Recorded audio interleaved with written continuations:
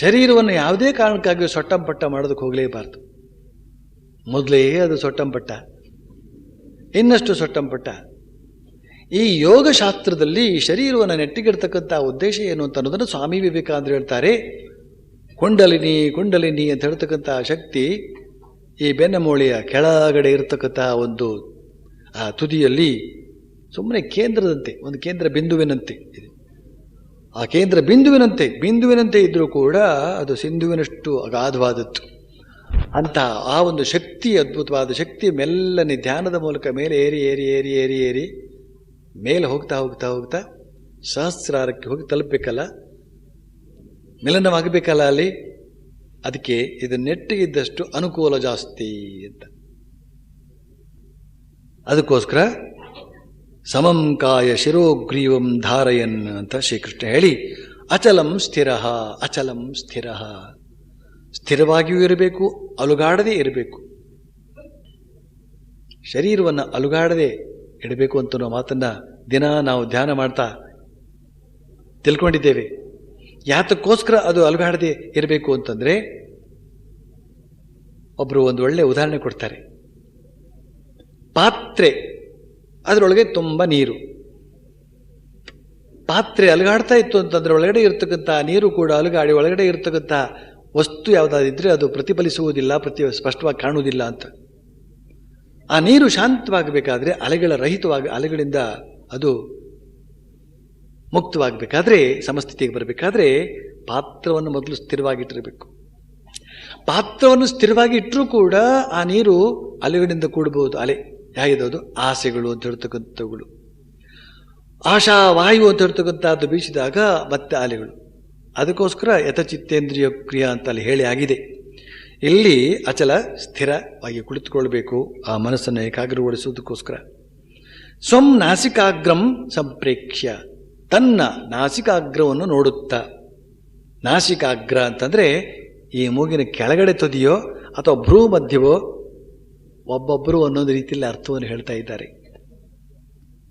ನಾಸಿಕ ಅಗ್ರ ಅಂತಂದ್ರೆ ಮನೆ ಅಥವಾ ಮೊದಲು. ನಾಸಿಕದ ಅಗ್ರ ಇಲ್ಲಿಂದ ಪ್ರಾರಂಭ ಆಗ್ತದೋ ಇಲ್ಲಿಂದ ಪ್ರಾರಂಭ ಆಗ್ತದೋ? ನೀವು ಇಲ್ಲಿಂದ ಪ್ರಾರಂಭ ಆಗ್ತದೆ ಅಂತ ಹೇಳಿದ್ರೆ ಇಲ್ಲಿ, ಇಲ್ಲಿಂದ ಪ್ರಾರಂಭ ಆಗ್ತದೆ ಅಂತ ಹೇಳಿದ್ರೆ ಇಲ್ಲಿ. ಭ್ರೂಮಧ್ಯದಲ್ಲಿ ಪ್ರಾರಂಭವಾಗ್ತದೆ ಅಂತ ನೀವು ತಿಳಿದುಕೊಂಡ್ರಿ. ಅದರಿಂದ ನಾಸಿಕಾಗ್ರ ಎಲ್ಲಿ ಅಂತ ಹೇಳ್ತಕ್ಕಂಥದ್ದನ್ನು ಹೇಳೋದು ಬಹಳ ಕಷ್ಟ ಇದೆ ನೋಡಿ. ಆದರೆ ಈ ನಾಸಿಕಾಗ್ರದಲ್ಲಿ ಮನಸ್ಸನ್ನು ಇಡಬೇಕು ಅಂತ ಹೇಳ್ತಕ್ಕಂಥ ಮಾತನ್ನು ಯಾತ ಕೇಳ್ತಾ ಇದ್ದಾನೆ ಶ್ರೀಕೃಷ್ಣ ಅಂತ ಹೇಳಿದ್ರೆ,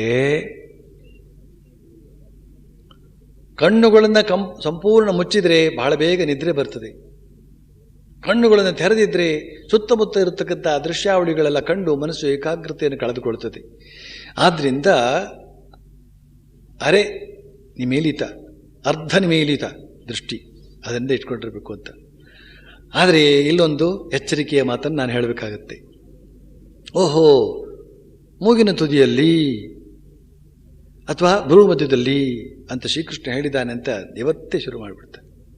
ಅಲ್ಲಿ ಇಟ್ಬಿಟ್ರೆ ಸಾಕು, ದೃಷ್ಟಿ ಏಕಾಗ್ರತೆ ಬಂದ್ಬಿಡುತ್ತೆ ಅಂತ ಅಲ್ಲೇ ಇಟ್ಕೊಂಡು ಅದು ಸ್ವಲ್ಪ ನೋವಾಗ್ಬಿಡ್ತಾಗ, ಕಣ್ಣು ನೋವು ಇರ್ತದೆ, ಕಣ್ಣುಗಳು ಅಲ್ಲಿ ಬರ್ತದಲ್ಲ, ಆಗ ನೋವಾಗ್ತದೆ.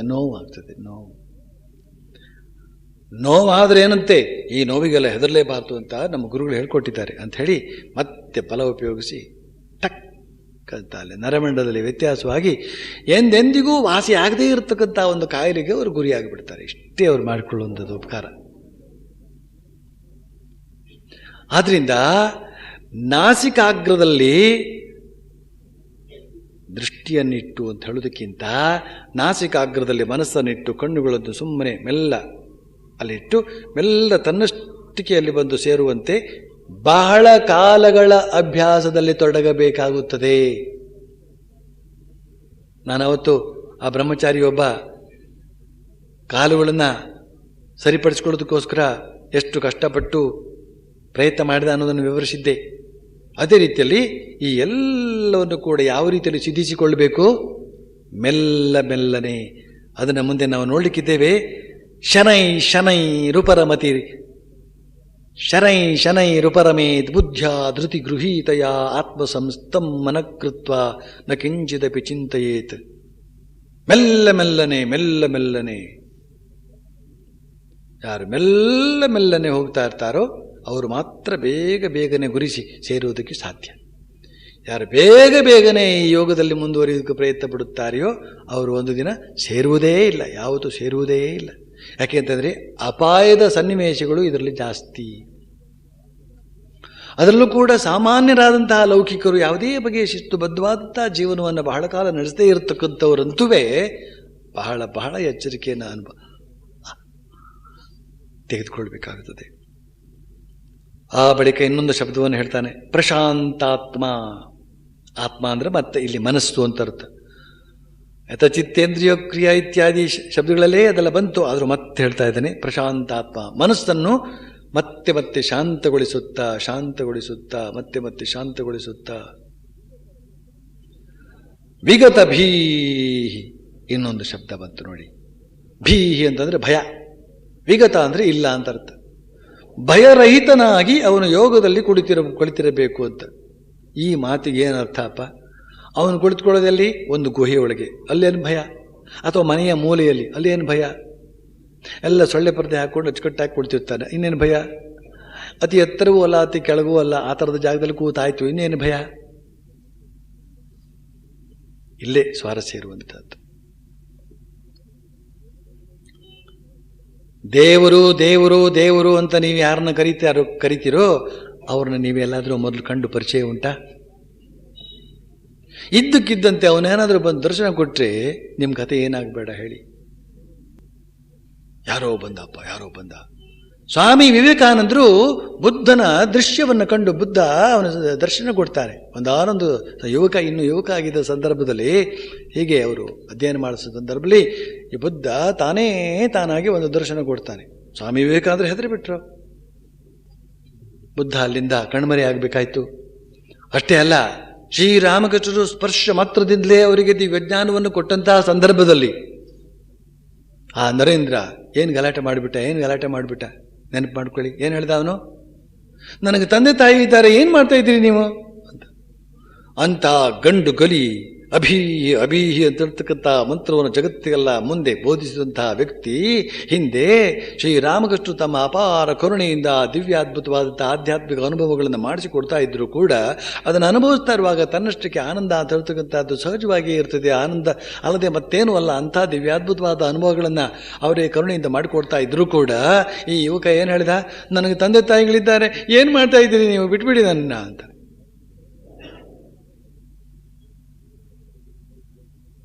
ಶ್ರೀರಾಮಕೃಷ್ಣರೊಬ್ಬರೇ ಯಾವುದೇ ಬಗೆಯ ಭೀತಿಯೂ ಇಲ್ಲದೆ ಆ ದಕ್ಷಿಣೇಶ್ವರದ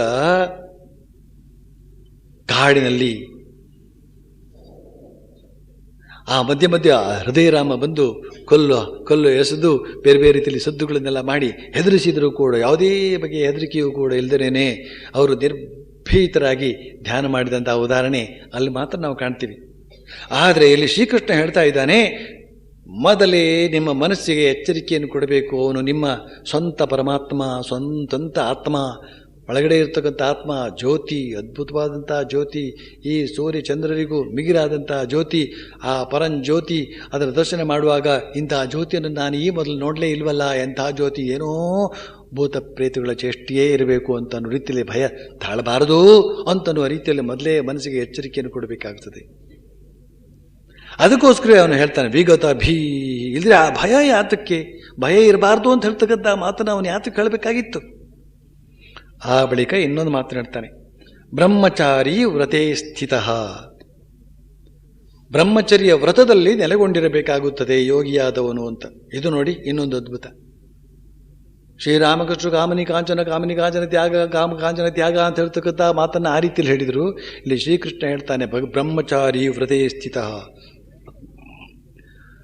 ಯೋಗದ ಕಾಲದಲ್ಲಿ, ಯೋಗ ಸಾಧನೆಯ ಕಾಲದಲ್ಲಿ ಇದು ಅತ್ಯಂತ ಅವಶ್ಯಕ. ಸಿದ್ಧಿ ಆದ ಮೇಲೆ ನೀವೇನಾದರೂ ಸಂಸಾರ ಜೀವನ ನಡೆಸಬೇಕು ಅಂತ ಅಪೇಕ್ಷೆ ಪಟ್ಟರೂ ಕೂಡ ಸಂಸಾರ ಜೀವನ ನಡೆಸಬಹುದು, ಅದರಿಂದ ಏನು ಅಪಾಯ ಇಲ್ಲ ಅಂತ ಹೇಳ್ತಕ್ಕಂಥ ಮಾತನ್ನು ಶ್ರೀರಾಮಕೃಷ್ಣ ಕೂಡ ಹೇಳಿದ್ದಾರೆ. ಆದರೆ ಅಂತಹ ಒಂದು ಅದ್ಭುತವಾದಂಥ ಆನಂದವಾದ ದೊರೆತ ಮೇಲೆ ಮತ್ತೆ ಮದುವೆ ಆಗಿ ಆ ಬಗೆಯ ಆ ಲೌಕಿಕ ಸುಖವನ್ನು ಅನುಭವಿಸಬೇಕು ಅಂತ ಹೇಳ್ತಕ್ಕಂಥ ಇಚ್ಛೆಯೇ ಆಗುವುದಿಲ್ಲ ಅಂತ ಕೂಡ ಹೇಳಿದ್ದಾರೆ. ಆದರೆ ಯೋಗ ಕಾಲದಲ್ಲಿ ಯೋಗವನ್ನು ಅಭ್ಯಾಸ ಮಾಡ್ತಕ್ಕಂಥ ಸಂದರ್ಭದಲ್ಲಿ ಈ ಬ್ರಹ್ಮಚರ್ಯದಲ್ಲಿ ನೆಲೆ ನಿಲ್ತಕ್ಕಂಥದ್ದು ಅತ್ಯಂತ ಅವಶ್ಯಕ ಅಂತ ಹೇಳ್ತಕ್ಕಂಥ ಮಾತನ್ನು ಅರ್ಥಕೊಳ್ಬೇಕಾದ್ರೆ ಈ ದಾನವರು ರಾಕ್ಷಸರು ಅಂತಿದ್ದಾರಲ್ಲ, ಅವರೆಲ್ಲ ಸಾಧನೆಗಿಳಿದಂತಹ ಸಂದರ್ಭ ನಿಮಗೆಲ್ಲ ಪುರಾಣದಲ್ಲಿ ತಿಳಿದಿದೆ. ರಾವಣ ಧ್ಯಾನ ಮಾಡಿದಾಗ, ಹಿರಣ್ಯಕಶಿಪು ಧ್ಯಾನ ಮಾಡಿದಂಥ ಸಂದರ್ಭದಲ್ಲಿ, ಸಾಧನೆಗೆ ತೊಡಗಿದ ಸಂದರ್ಭದಲ್ಲಿ ಅಖಂಡ ಬ್ರಹ್ಮಚರ್ಯದಲ್ಲಿ ಇದ್ದರವರೆಲ್ಲ ರಾಕ್ಷಸರು ಅಂತ ಹೇಳಿದ್ರೆ ತಾಮಸಿಕವಾದಂಥ ಇಚ್ಛಾಶಕ್ತಿ ಅವರಲ್ಲಿ ಇರ್ತಾ ಇತ್ತು. ದುಷ್ಟ ಕಾರ್ಯಕ್ಕಾಗಿ ಆದರೂ ಕೂಡ ಅವರು ಬ್ರಹ್ಮಚರ್ಯವನ್ನು ಅಚ್ಚುಕಟ್ಟಾಗಿ ಪರಿಪಾಲನೆ ಮಾಡಿದಂಥವ್ರು, ಅಂಥ ತೀವ್ರವಾದಂಥ ಅನಿಷ್ಠೆ ಅವರಲ್ಲೂ ಕೂಡ ಇರ್ತಾ ಇತ್ತು. ತಾಮಸಿಕವಾದಂಥ ಅನಿಷ್ಠೆ ಅದು ಕೂಡ ಸಾಮಾನ್ಯವಾದಂಥ ಅನಿಷ್ಠೆ ಅಲ್ಲ ಅಂತ ಶ್ರೀರಾಮಕೃಷ್ಣ ಕೂಡ ಹೇಳಿದ್ದಾರೆ. ಎಷ್ಟೋ ಸರ್ತಿ ದೇವರನ್ನು ಸಾಕ್ಷಾತ್ಕರಿಸಿಕೊಳ್ಳೋದಕ್ಕೆ ನಾವು ಆ ತಾಮಸಿಕ ಭಕ್ತಿಯನ್ನು ಕೂಡ ಅಳವಡಿಸಿಕೊಳ್ಳಬಹುದು ಅಂತನೋ ಸೂಚನೆಯನ್ನು ಕೂಡ ಕೊಟ್ಟಿದ್ದಾರೆ. ಅಂತೂ ಅಂಥ ರಾಕ್ಷಸ ವರ್ಗವೇ, ದಾನವ ವರ್ಗವೇ ಸಾಧನೆಗೆ ತೊಡಗಿದಾಗ ಬ್ರಹ್ಮಚರ್ಯ ದೀಕ್ಷೆಯನ್ನು ಅವರು ಹಾಕಿಕೊಂಡು ಪರಿಪಾಲಿಸಿದ್ದಾರೆ. ಆ ಬ್ರಹ್ಮಚರ್ಯ ದೀಕ್ಷೆಯ ಪರಿಣಾಮವಾಗಿ ಬೇಕಾದಂಥ ವರಗಳನ್ನು ಪಡೆದುಕೊಂಡು ಅದೆಲ್ಲ ಸಿದ್ಧಿಗೆ ಸೇರಿದಂತಹ ಮಾತು. ಸಿದ್ಧಿ ಅದು ತತ್ವ ಸಾಕ್ಷಾತ್ಕಾರವಲ್ಲ, ಅದು ಕೇವಲ ಸಿದ್ಧಿ. ಆ ಸಿದ್ಧಿ ಎಂದೆಂದಿಗೂ ಕೂಡ ನಮ್ಮನ್ನು ಅಪಾಯಕ್ಕೆ ಸಿಕ್ಕಿಸುವಂಥದ್ದು ಅಂತ ಹೇಳೋದನ್ನ ಅವರ ಜೀವನದ ಮೂಲಕವೇ ನಾವು ತಿಳಿದುಕೊಳ್ತೇವೆ, ಅದು ಬೇರೆ ವಿಚಾರ. ಆದರೆ ಇಲ್ಲಿ ನಾವು ಸಂಕಲ್ಪ ಯಾವಾಗ ಮಾಡಿರ್ತೇವೆ, ಸಾಕ್ಷಾತ್ಕಾರವೇ ಆಗಬೇಕು, ಆತ್ಮ ಸಾಕ್ಷಾತ್ಕಾರವೇ ಆಗಬೇಕು. ಅದರ ನಡುವೆ ಬಂದು ಸಿಗ್ತಕ್ಕಂಥ ಯಾವ ಒಂದು ಪ್ರಲೋಭನೆಯೂ ಕೂಡ ನಮ್ಮ ಮನಸ್ಸನ್ನು ಆಕರ್ಷಿಸಬಾರದು ಅಂತ ಹೇಳ್ತಕ್ಕಂಥ ಒಂದು ಸಂಕಲ್ಪವನ್ನು ಮಾಡಿಕೊಳ್ಬೇಕು. ತನ್ನ ಮೂಲಕ ಬ್ರಹ್ಮಚರ್ಯ ದೀಕ್ಷೆಯಲ್ಲಿ ಅವನು ನಿರತನಾಗಿರಬೇಕು. ಮನಸ್ಸಂಯಮ್ಯ, ಮನಸ್ಸನ್ನು ಸಂಯಮಿಸಿಕೊಂಡು ಮಚ್ಚಿತ್ತೋ ಭೂತ್ವ, ಇನ್ನೊಂದು ಬಹಳ ಮುಖ್ಯವಾದಂಥ ಅಂಶ, ಮಚ್ಚಿತ್ತೋ ಭೂತ್ವ. ಇಡೀ ರಾಜಯೋಗ ಅಂತ ಹೇಳ್ತಕ್ಕಂಥ ಅದು ಆತ್ಮಧ್ಯಾನಕ್ಕೆ ಸಂಬಂಧಪಟ್ಟಂಥದ್ದು. ಇಲ್ಲಿ ಹೇಳ್ತಾ ಇದ್ದಾನೆ ಮಚ್ಚಿತ್ತೋ ಭೂತ್ವ ಅಂತಂದರೆ ನನ್ನಲ್ಲಿ ಮನಸ್ಸುಳ್ಳವನಾಗಿ ಅಂತ ಅನ್ನೋ ಮಾತನ್ನು ಹೇಳ್ತಾ ಇದ್ದಾನೆ. ಇದ್ದಕ್ಕಿದ್ದಂತೆ ಭಕ್ತಿಯ ಮಾತನ್ನು ಅಲ್ಲಿ ತಂದು ಬಿಡ್ತಾನೆ. ನನ್ನಲ್ಲಿ ಮನಸ್ಸುಳ್ಳವನಾಗಿರು ಅಂತ ಹೇಳಿದರೆ ಭಕ್ತಿ ಅಲ್ಲದೆ ಮತ್ತಿನ್ನೇನು. ಇಲ್ಲಿ ಆಚಾರ್ಯರೆಲ್ಲ ಅರ್ಥ ಕೊಡೋದಕ್ಕೆ ಪ್ರಯತ್ನಿಸ್ತಾರೆ. ಮತ್ ಅಂತಂದರೆ ಇಲ್ಲೇ ಇದ್ದೇನೆ ನಾನು, ನನ್ನಲ್ಲಿ ಗಮನವಿಟ್ಟು ಅಂತ ಅರ್ಥ. ಹಾಗೆ ಅರ್ಥ ಮಾಡ್ಕೊಳ್ಬೇಕು ಅಂತ. ಯಾಕೆಂತಂದ್ರೆ ಇಡೀ ಆತ್ಮದ ಕುರಿತಾಗಿ, ಇಡೀ ಅಧ್ಯಾಯವೇ ಆತ್ಮದ ಕುರಿತಾಗಿ ಮಾತನಾಡ್ತಾ ಇದ್ದಕ್ಕಿದ್ದಂತೆ, ಆದರೆ ಅದನ್ನೂ ಹೇಳ್ತಾನೆ, ಇದನ್ನೂ ಹೇಳ್ತಾನೆ. ಅದನ್ನು ಒಟ್ಟಿಗೆ ನಾವು ಹೀಗೂ ಅರ್ಥ ಮಾಡ್ಕೊಳ್ಬಹುದು. ಏನು ಅಂತ ಹೇಳಿದ್ರೆ, ಅವನು ಪರಮಾತ್ಮ, ನಾವು ಜೀವಾತ್ಮ. ಅಲ್ಲಿಂದ ಪರಮ ತೆಗೀರಿ, ಇಲ್ಲಿಂದ ಜೀವ ತೆಗೀರಿ, ಏನು ಉಳಿಯಿತು? ಆತ್ಮವೇ ಉಳಿಯಿತು. ಅದರಿಂದ ಮಚ್ಚಿತ್ತೋ ಭವ ಅಂತ ಹೇಳಿದ್ರೆ ಅದೇ ಆತ್ಮದಲ್ಲಿಯೇ ಮನಸ್ಸುಳ್ಳವನಾಗಿ ಮತ್ಪರಹ ಇತಿ ಮತ್ವ ಯುಕ್ತ ಆಸೀತ. ಮತ್ಪರಹ ಇತಿ ಮತ್ವ, ಇದು ಬಹಳ ಮುಖ್ಯವಾದಂಥ ಅಂಶ ಅಂತ ಹೇಳ್ತಕ್ಕಂಥದ್ದನ್ನು ನೀವು ಅರ್ಥ ಮಾಡಿಕೊಂಡು ಗೊತ್ತಾಗುತ್ತೆ. ಸ್ವಲ್ಪ ವಿವರಿಸೋದಕ್ಕೆ ಪ್ರಯತ್ನ ಪಡ್ತೇನೆ. ಮತ್ ಅಂದರೆ ನನ್ನನ್ನು, ಪರಹ ಅಂದರೆ ಅತ್ಯಂತ ಶ್ರೇಷ್ಠ, ಇತಿ ಎಂದು, ಮತ್ವ ತಿಳಿದು, ನನ್ನನ್ನೇ ಅತ್ಯಂತ ಶ್ರೇಷ್ಠ ಅಂತ ತಿಳಿದು ಯೋಗದಲ್ಲಿ ನೆಲೆ ನಿಲ್ಲು, ಧ್ಯಾನ ಮಾಡು. ಯೋಗಿಗಳಿಗೆ ಪರಮಾತ್ಮನೇ ಅಥವಾ ಅವರವರ ಆತ್ಮವೇ ಅತ್ಯಂತ ಶ್ರೇಷ್ಠ, ಅದಕ್ಕಿಂತ ಶ್ರೇಷ್ಠವಾದದ್ದು ಯಾವುದೂ ಇಲ್ಲ. ಭೋಗಿಗಳಿಗೆ ಈ ಪ್ರಪಂಚಕ್ಕಿಂತ ಶ್ರೇಷ್ಠವಾದದ್ದು ಇನ್ಯಾವುದೂ ಇಲ್ಲ. ಅದಕ್ಕೋಸ್ಕರ ಶ್ರೀರಾಮಕೃಷ್ಣ ಒಂದು ತಮಾಷೆ ಮಾಡ್ತಾರೆ, ಬಹಳ ಸ್ವಾರಸ್ಯಕರವಾದ ತಮಾಷೆ. ನೀವು ಪ್ರಾಪಂಚಿಕರು ಇದ್ದಿರಲ್ಲ, ನಿಜಕ್ಕೂ ನೀವು ಬಹಳ ದೊಡ್ಡವರು, ಯಾಕೆಂದರೆ ನಿಮ್ಮ ತ್ಯಾಗ ಬಹಳ ದೊಡ್ಡದು. ನಾವು ಆ ದೇವರಿಗೋಸ್ಕರ ಇಂಥ ಜಗತ್ತನ್ನು ತ್ಯಾಗ ಮಾಡಿಬಿಟ್ಟು ಈ ಜಗತ್ತನ್ನು, ಆದರೆ ನೀವು ಈ ಜಗತ್ತಿಗೋಸ್ಕರ ದೇವರನ್ನೇ ತ್ಯಾಗ ಮಾಡಿಬಿಟ್ಟಿದ್ದೀರಿ. ಆದ್ದರಿಂದ ಅಂಥ ಅನಂತ ಮಹಿಮಾವಂತನನ್ನು ತ್ಯಾಗ ಮಾಡಿದಂಥ ನೀವು ಶ್ರೇಷ್ಠರಲ್ಲದೆ ಇನ್ಯಾರು ಅಂತ ಸುಮ್ಮನೆ ಸ್ವಾರಸ್ಯವಾಗಿ ಹೇಳ್ತಾರೆ, ತಮಾಷೆ ಮಾಡಿಕೊಂಡು. ಇಲ್ಲಿ ಪರಮಾತ್ಮನನ್ನ, ಆ ಆತ್ಮನನ್ನ, ನಮ್ಮೊಳಗಡೆ ಇರ್ತಕ್ಕಂಥವನನ್ನು ನಾನಿಲ್ಲೇ ಇದ್ದೇನೆ ಅಂತ ಹೇಳ್ತಕ್ಕಂಥ ಅವನನ್ನ ಶ್ರೇಷ್ಠ ಅಂತ ತಿಳಿದುಕೊಳ್ಬೇಕೆಂತಂದರೆ ಅವನೇ ಸರ್ವಶಕ್ತಿವಂತ, ಅವನೇ ಸರ್ವಜ್ಞ, ಅವನೇ ಸರ್ವವ್ಯಾಪಿ, ಅವನೇ ಪರಮ ಕರುಣಾಮಯ, ಸಕಲ ದಿವ್ಯ ಗುಣಗಳಿಂದ ಕೂಡಿರ್ತಕ್ಕಂಥವನು ಶ್ರೇಷ್ಠ ಅಲ್ಲದೆ ಮತ್ತಿನೇನು. ಈ ದೃಷ್ಟಿಯಿಂದ ಅವನನ್ನು ಶ್ರೇಷ್ಠ ಅಂತ ತಿಳಿದು ಯುಕ್ತ ಆಸೀತ, ಧ್ಯಾನ ಮಾಡು, ಕುಳಿತುಕೋ. ಆಸೀತ ಅಂದ್ರೆ ಕುಳಿತುಕೋ ಅಂತ ಅರ್ಥ. ಯೋಗಿಯಾಗಿ ಕುಳಿತುಕೋ, ಧ್ಯಾನ ಮಾಡ್ತಾ ಕುಳಿತುಕೋ ಅಂತ ಶ್ರೀಕೃಷ್ಣ ಹೇಳಿದಾನೆ. ಅದೇ ಪ್ರಕಾರ ನಾವು ಕೂಡ ಈಗ ಸ್ವಲ್ಪ ಹೊತ್ತು ಧ್ಯಾನ ಮಾಡೋಣ.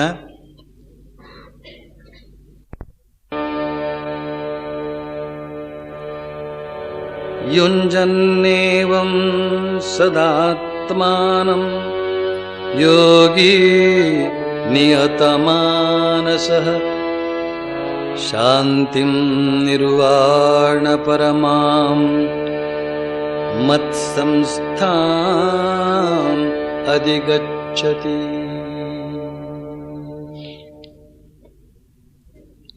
ಯುಂಜನ್ನೇವಂ ಸದಾತ್ಮಾನಂ ಯೋಗಿ ನಿಯತಮಾನಸಃ ಶಾಂತಿಂ ನಿರ್ವಾಣ ಪರಮಾಂ ಮತ್ಸಂಸ್ಥಾಂ ಅಧಿಗಚ್ಚತಿ. ಈ ಶ್ಲೋಕಗಳನ್ನೆಲ್ಲ ನಾನು ಹೇಳುವಾಗ ಹಾರ್ಮೋನಿಯಂ ಇಟ್ಕೊಂಡು ರಾಗವಾಗಿ ಸಾಮಾನ್ಯವಾದ ರಾಗ ಹಾಡ್ತಾ ಇದ್ದೇನೆ. ಶ್ಲೋಕವನ್ನು ಹಾಡೋದು ಯಾತಕ್ಕೆ ಅಂತ ಕೇಳಿದರೆ ಉತ್ತರ ತಿಳ್ಕೊಳ್ಳಿ. ಇದು ಭಗವದ್ ಗೀತೆ, ಇದು ಭಗವದ್ ವಚನ ಅಲ್ಲ, ಈ ಗೀತೆ. ಗೀತಾ ಸುಗೀತಾ ಕರ್ತವ್ಯ. ಚೆನ್ನಾಗಿ ಹಾಡಬೇಕು, ಅದನ್ನು ಅಂದರೆ ಪಾರಾಯಣ ಮಾಡಬೇಕು. ಇರಲಿ, ಈ ಶ್ಲೋಕದ ಅರ್ಥ ಏನು? ಮನಸ್ಸನ್ನು ಸಂಪೂರ್ಣ ಸ್ವಾಧೀನದಲ್ಲಿ ಇಟ್ಟುಕೊಂಡು ಹೀಗೆ ಯಾವಾಗಲೂ ಯೋಗಮಗ್ನನಾಗಿ ಇರುವ ಯೋಗಿಯು ಅತ್ಯಂತ ಶ್ರೇಷ್ಠನೂ ಅತ್ಯಂತ ಶ್ರೇಷ್ಠವೂ ದುಃಖ ದೂರವೂ ಮತ್ತು ನನ್ನಲ್ಲಿ ಇರುವಂಥದ್ದು ಆದ ಪರಮಶಾಂತಿಯನ್ನು ಪಡೆಯುವನು.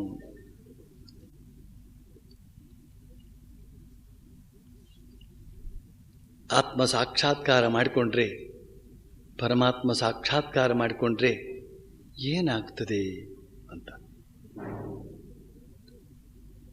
ಲೌಕಿಕವಾದ ಯಾವುದೇ ಅನುಕೂಲಗಳು ಅದರಿಂದ ದೊರೆಯದೆ ಹೋಗಬಹುದು. ಮಾತ್ರ ಅಲ್ಲ, ಲೌಕಿಕವಾದ ಅನುಭವಗಳನ್ನು ಅಥವಾ ಲೌಕಿಕವಾದಂಥ ಅವಶ್ಯಕತೆಗಳನ್ನು ಬಿಟ್ಟ ಮೇಲೆಯೇ ಈ ಅಲೌಕಿಕವಾದವುಗಳು ಸಿಗುವಂಥದ್ದು. ಆದರೂ ಕೂಡ ಈ ಆತ್ಮ ಸಾಕ್ಷಾತ್ಕಾರ ಅಥವಾ ಪರಮಾತ್ಮ ಸಾಕ್ಷಾತ್ಕಾರ ಇದನ್ನು ಮಾಡಿಕೊಂಡಾಗ ಮನುಷ್ಯನಿಗೆ ಏನು ಸಿಗ್ತದೆ? ಶ್ರೀಮಾತೆ ಶಾರದಾ ದೇವಿಯವರು ಹೇಳಿದಂಥ ಮಾತನಲ್ಲಿ ನೆನಪು ಮಾಡಿಕೊಳ್ಬೇಕು. ದೇವರು ಸಾಕ್ಷಾತ್ಕಾರ ಮಾಡಿಕೊಂಡ್ರೆ ಏನು ದೊರೆಯುತ್ತೆ ಅಂತ ತಿಳ್ಕೊಂಡ್ರಿ? 2 ಕೊಂಬು ಬೆಳೆಯುತ್ತ ಅವನಿಗೆ ನಿತ್ಯ ಅನಿತ್ಯ ವಸ್ತು ವಿವೇಕ, ಯಾವುದು ಒಳ್ಳೆಯದು ಯಾವುದು ಕೆಟ್ಟದ್ದು ಅಂತ ಹೇಳ್ತಕ್ಕಂಥ ಪರಿಜ್ಞಾನ ಉಂಟಾಗುತ್ತೆ. ಅತ್ಯಂತ ಅದ್ಭುತವಾದಂಥ ಕೊಡುಗೆ ಅದು, ಆಧ್ಯಾತ್ಮಿಕ ಜೀವನದ ಕೊಡುಗೆ. ಇಲ್ಲಿ ಶ್ರೀಕೃಷ್ಣ ಏನು ಹೇಳ್ತಾ ಇದ್ದಾನೆ? ಪರಮಶಾಂತಿಯನ್ನು ಪಡೆಯುವನು.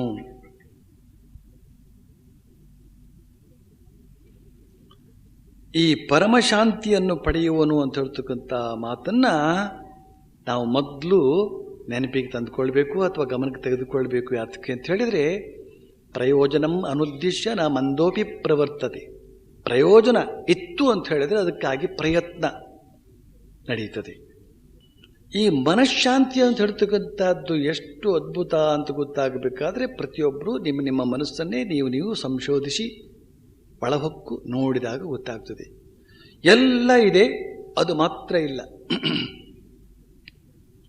ಅದಕ್ಕೋಸ್ಕರವೇ ನಾನೊಂದು ಹಾಡನ್ನು ಬರೆದಿದ್ದೇನೆ. ಪ್ರಿಯ ಮನುಜ ನಿನಗೆ ಗುಟ್ಟೊಂದ ಪೇಳ್ವೆ, ಕಿವಿಗೊಟ್ಟು ಕೇಳು ಅದನು. ಜನ ಸತ್ಯ ತಿಳಿದರೂ ತಪ್ಪಿ ನಡೆವರಲ ಚೋದ್ಯವಲ್ಲವೇನು. ಏನದು ಚೋದ್ಯ? ಏನದು ಸತ್ಯ? ತನುವು ಸ್ಥಿರವಲ್ಲ, ಮನವು ಸ್ಥಿರವಿಲ್ಲ, ಧನವು ಅತಿ ಚಂಚಲ. ಇಂಥ ಸ್ಥಿತಿಯಲ್ಲೂ ಎಂಥ ಚತುರನು ಬೇಸ್ತು ಬೀಳುವನಲ್ಲ. ಹೇಗೆ ಬೇಸ್ತು ಬೀಳ್ತಾನೆ? ಜನರ ಜೀವನವ ತೆರೆದ ಹೃದಯದಿ ನೋಡಿ ಪರೀಕ್ಷಿಸೋಣ. ಎಷ್ಟು ದುಡಿದರು ಏನ ಪಡೆದರು ಶಾಂತಿ ಸೊನ್ನೆ ಕಾಣ.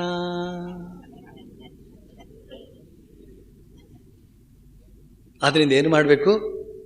ಜಗದ ರೀತಿಯಲ್ಲಿ ನಡೆದ ಮನುಜನಿಗೆ ಸುಖವು ದಕ್ಕಲಿಲ್ಲ. ಜಗನ್ನಾಥನನ್ನು ನಂಬಿ ನೆನೆದವಗೆ ಇನ್ನು ದುಃಖವಿಲ್ಲ. ಇಲ್ಲಿ ಹೇಳ್ತಾ ಇದ್ದಾನೆ, ಅತ್ಯಂತ ಶ್ರೇಷ್ಠವೂ ದುಃಖ ದೂರವೂ ಮತ್ತು ನನ್ನಲ್ಲಿಯೇ ಇರುವಂಥದ್ದು ಆದ ಪರಮಶಾಂತಿಯನ್ನು ಪಡೆಯುವನು. ದುಃಖ ದೂರವು, ಈ ಪರಮಶಾಂತಿ, ಶಾಂತಿ ಒಂದಿತ್ತು ಅಂತ ಹೇಳಿದ್ರೆ ಸುಖ ಇರುತ್ತೆ, ಸಂತೋಷ ಇರುತ್ತೆ. ಸಂತೋಷ ಇದು ದೊಡ್ಡ ಸಂಪತ್ತು. ಶಾಂತಿ ಇಲ್ಲದಿದ್ದರೆ ಆ ಸುಖ ಇರೋದಿಲ್ಲ. ಸುಖ ಇಲ್ಲದ ಮೇಲೆ ಮತ್ಯಾವ ಸಂಪತ್ತು? ಶಾಂತಿ ಇಲ್ಲದಿದ್ದ ಮೇಲೆ ಸಂತೋಷ ಇರೋದಿಲ್ಲ, ಮತ್ಯಾವ ಸಂಪತ್ತು? ಒಬ್ಬನೊಬ್ಬ ರಾಜನಿಗೆ ಎಲ್ಲ ಇತ್ತಂತೆ, ರಾಜನಿಗೆ ಏನಿರೋದಿಲ್ಲ ಇತ್ತಂತೆ, ಆದರೆ ಸಂತೋಷ ಇಲ್ಲ, ಶಾಂತಿ ಇಲ್ಲ, ಸಮಾಧಾನ ಇಲ್ಲ, ಸಂತೋಷ ಇಲ್ಲ. ಇದನ್ನು ಪಡ್ಕೊಳ್ಳೋದಕ್ಕೆ ಏನು ಮಾಡೋದು ಅಂತ ಎಲ್ಲ ಮಂತ್ರಿಗಳನ್ನು ಕೇಳಿದ, ಪುರೋಹಿತರನ್ನು ಕೇಳಿದ, ಪಂಡಿತರನ್ನು ಕೇಳಿದ, ಎಲ್ಲರನ್ನು ಕೇಳಿದ್ರು ಕೂಡ ಏನೇನೋ ಉತ್ತರವನ್ನು ಕೊಟ್ಟರು. ಶಾಂತಿ ಇಲ್ಲ ಇವನಿಗೆ. ಆ ಉತ್ತರದಿಂದಲೂ ಕೂಡ ಸಮಾಧಾನ ಇಲ್ಲ. ಕೊನೆಗೆ ಒಬ್ಬ ಮಂತ್ರಿ ಹೇಳಿದ್ದಂತೆ, ದಯವಿಟ್ಟು ಒಂದು ದೂತನ್ನು ಕಳಿಸಿ ಡಂಗುರ ಸಾರಿಸಿ ಯಾರು ಸಂತೋಷವಾಗಿದ್ದಾರೋ, ಈ ನಿನ್ನ ರಾಜ್ಯದಲ್ಲಿ ಯಾರು ಸಂತೋಷವಾಗಿದ್ದಾರೋ ಅವರ ಶರ್ಟನ್ನು ತಂದು ನೀನು ಹಾಕಿಕೊಂಡ್ರೆ ಖಂಡಿತವಾಗಿ ನೀನು ಸಂತೋಷವಾಗಿರ್ತಿ. ದೂತನ್ನು ನಟ್ಟಿದ. ಹಲವಾರು ಜನ ದೂತರು ಬರಿಗೈಲಿ ಸುಮ್ಮನೆ ವಾಪಸ್ ಬಂದರು. ಆದರೆ ಒಬ್ಬ ದೂತ ಮಾತ್ರ ಓಡಿ ಬಂದ. ಪ್ರಭು, ನಾನು ನೋಡಿದೆ, ಒಬ್ಬ ಮನುಷ್ಯ ತುಂಬ ಸಂತೋಷವಾಗಿದ್ದಾನೆ. ಅವನು ರಸ್ತೆಯಲ್ಲಿ ಎಲ್ಲಂದ್ರಲ್ಲೂ ಓಡಾಡ್ತಾ ಇರ್ತಾನೆ, ಆನಂದದಿಂದ ಇರ್ತಾನೆ, ಹಾಡ್ತಾ ಇರ್ತಾನೆ, ಎಲ್ಲಂದ್ರಲ್ಲಿ ಸಂಚಾರ ಮಾಡ್ತಾ ಇರ್ತಾನೆ. ಏನು ನೀನು ಹೇಳ್ತಿರೋದು? ಅಂಥವನೊಬ್ಬ ಇದ್ದಾನೆ ಅಂತ ಹೇಳಿದ ಮೇಲೆ ಕರ್ಕೊಂಡು ಬರೋದು ಬೇಡವೇನೋ, ಅಥವಾ ಅವನ ಶರ್ಟನ್ನು ತಗೊಂಡು ಬರೋದು ಬೇಡವೇನೋ ನೀನು ಅಂತ ರಾಜ ಹೇಳಿದರೆ, ಆ ದೂತ ಹೇಳಿದಂತೆ, ಪ್ರಭು ಅವನಿಗೆ ಶರ್ಟೇ ಇಲ್ಲ. ಶರ್ಟು ಅಂತ ಹೇಳಿದ್ರೆ ನಿಮ್ಮ ಭೋಗಭಾಗ್ಯ ಅಂತ ಏನೇನಿದೆಯೋ ಅದು. ರಾಜತ್ವವೇ ಇರಬಹುದು, ಸಕಲ ಸಂಪತ್ತುಗಳು ಇರಬಹುದು, ಅದೇ ಶರ್ಟು ಅಂತ ಹೇಳಿದರೆ. ಅಂದರೆ ಶರ್ಟ್ ತೆಗೆದುಹಾಕಿದರೆ ಸಂತೋಷ ಬರುತ್ತೆ ಅಂತ ಹೀಗೆ ಅರ್ಥ ಅಲ್ಲ.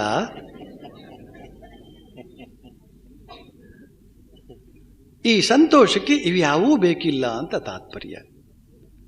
ಶರ್ಟ್ ಹಾಕ್ಕೊಳ್ಳಿ, ಆದರೆ ಅದ್ರ ಕಡೆಗೆ ನಾವು ಗಮನವಿಡ್ತಕ್ಕಂಥದ್ದಲ್ಲ. ಎಲ್ಲ ವಸ್ತುಗಳನ್ನು ಕೂಡ ಇಟ್ಕೊಳ್ಳಿ. ಈ ಶಾರೀರಿಕ ಜೀವನ ಅಂತ ಹೇಳ್ತಕ್ಕಂಥದ್ದು ಶರೀರ ಯಾತ್ರಾ ಪಿಚತೇನ ಪ್ರಸಿದ್ಧೇದ ಅಕರ್ಮಣ. ಶರೀರ ಯಾತ್ರೆ ಅಂತ ಹೇಳ್ತಕ್ಕಂಥದ್ದನ್ನು ಶ್ರೀಕೃಷ್ಣ ಕೂಡ ಒಪ್ಪಿಕೊಂಡಿದ್ದಾನೆ. ಶರೀರ ಯಾತ್ರೆ ಅಂತ ಹೇಳಿದ್ರೆ ಹುಟ್ಟುವಿನಿಂದ ಸಾಯುವವರೆಗೆ ಬದುಕಿರುವಂತಹದ್ದು. ಅದಕ್ಕಾಗಿ ಮಾಡೋಣ, ಆದರೆ ಅದನ್ನೇ ಪ್ರಧಾನವಾಗಿ ತೆಗೆದುಕೊಳ್ಳೋದಲ್ಲ. ಅದೇನಾದರೂ ಹೋಯಿತು ಅಂತ ಹೇಳಿದ್ರೆ ಪ್ರಾಣವೇ ಹೋಯಿತು ಅಂತ ಹೇಳ್ತಕ್ಕಂಥ ದೃಷ್ಟಿಯಿಂದ ದುಃಖ ಪಡ್ತಕ್ಕಂಥದ್ದಲ್ಲ. ಇದೆಲ್ಲ ವಿವೇಚನೆಯಿಂದ ತಿಳ್ಕೊಳ್ತಕ್ಕಂಥದ್ದಾಯಿತು ಅಂತ ಹೇಳಿದ್ರೆ ಯೋಗದಿಂದ ಅವನಿಗೆ ಪ್ರಾಪ್ತವಾಗತಕ್ಕಂಥದ್ದು ಯಾವುದು? ಅತ್ಯಂತ ಸಹಜವಾಗಿ ಅವನಲ್ಲಿ ಶಾಂತಿ ಅಂತ ಹೇಳ್ತಕ್ಕಂಥದ್ದು ನೆಲೆಗೊಳ್ಳುತ್ತದೆ.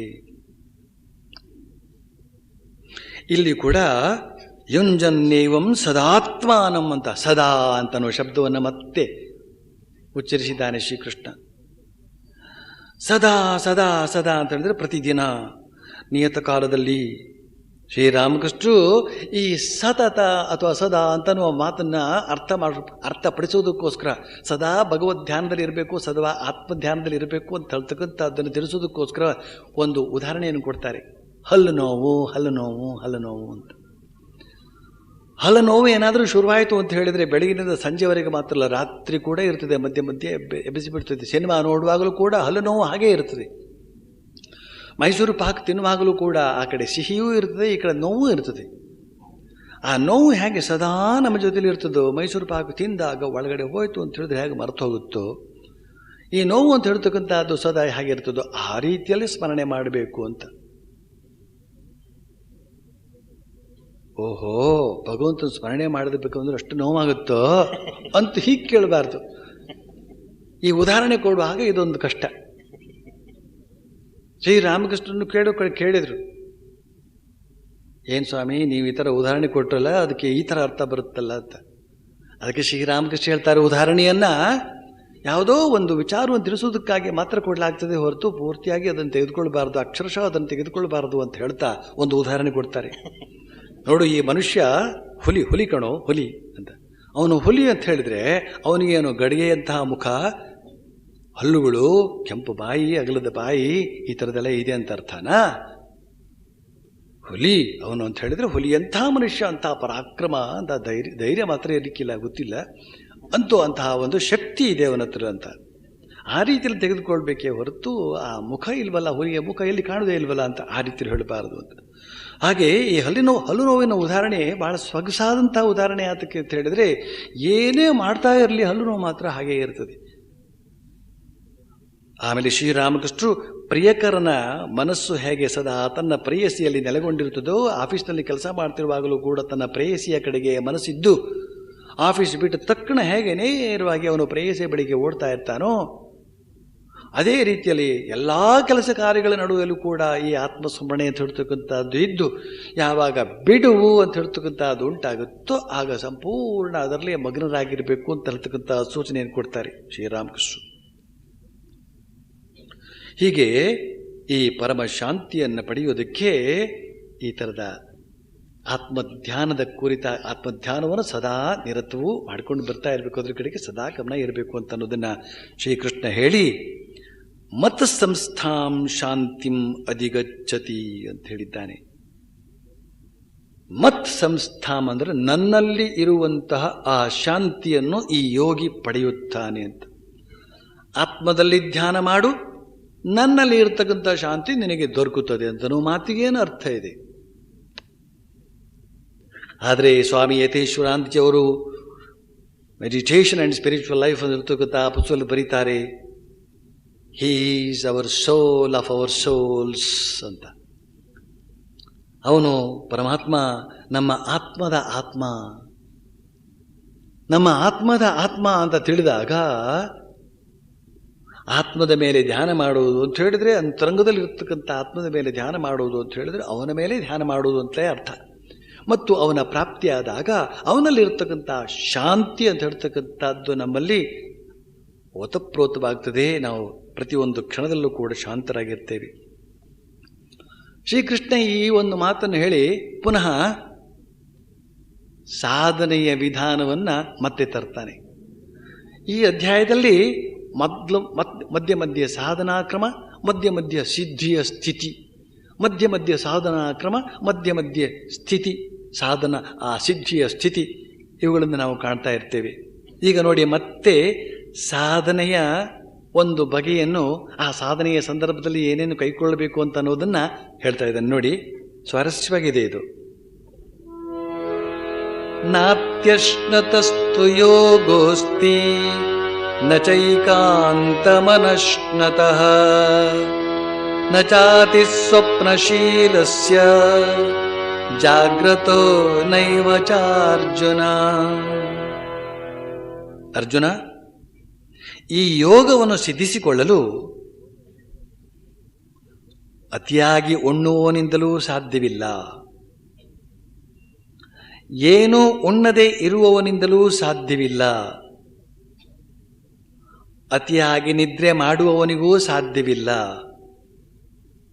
ನಿದ್ರೆ ಬಿಟ್ಟಿರುವವನಿಗೂ ಸಾಧ್ಯವಿಲ್ಲ. ಜಾಗರಣೆ ಜಾಗರಣೆ ಜಾಗರಣೆ ಅಂತನೂ ಶಬ್ದ ಇದೆ, ಅದಕ್ಕೂ ಅರ್ಥ ಇದೆ. ತಮಸ್ಸಿನಿಂದ ಮನಸ್ಸನ್ನು ಬಡಿದೆಬ್ಬಿಸುವುದಕ್ಕೆ ಈ ಜಾಗರಣೆಯ ಅಭ್ಯಾಸ ಬೇಕು. ಆದರೆ ಯಾವಾಗಲೂ ನಿದ್ರೆ ಬಿಟ್ಕೊಂಡೇ ಇರುವಂತಹದ್ದಲ್ಲ, ಅಥವಾ ಬಲವಂತವಾಗಿ ನಿದ್ರೆಯನ್ನು ತ್ಯಜಿಸುವಂತಹದ್ದು ಅಲ್ಲ. ಸಾಧನಾನಂದ ಅಂತ ಹೇಳ್ತಕ್ಕಂಥದ್ದು ಪ್ರಾರಂಭವಾಗುತ್ತೆ. ಆ ಸಾಧನಾನಂದ ಅಂತ ಹೇಳ್ತಕ್ಕಂಥದ್ದು ಪ್ರಾರಂಭವಾದಾಗ ಮತ್ತೆ ನಿದ್ರೆ ಮಾಡೋದಕ್ಕೆ ಅವನಿಗೆ ಮನಸ್ಸೇ ಆಗೋದಿಲ್ಲ. ಸಹಜವಾಗಿಯೇ ಅವನು ಆತ್ಮಾನಂದದಲ್ಲಿ, ಆತ್ಮಧ್ಯಾನದಲ್ಲಿ ಇರ್ತಾನೆ. ಆತ್ಮಾನಂದ ಏನು ಪ್ರಾಪ್ತವಾಗಿದ್ದರೂ ಕೂಡ ಆ ಸಾಧನೆಯ ಆನಂದ ಅವನಿಗೆ ಪ್ರಾರಂಭವಾಗಿರುತ್ತದೆ.